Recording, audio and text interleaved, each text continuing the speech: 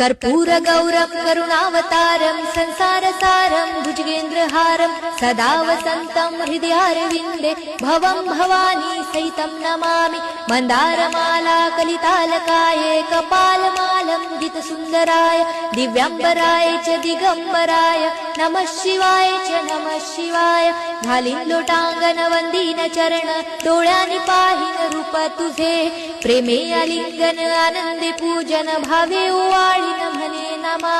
त्वमेव माता पिता त्वमेव बंधु सखा त्वमेव विद्या द्रविणं त्वमेव सर्वं मम देव।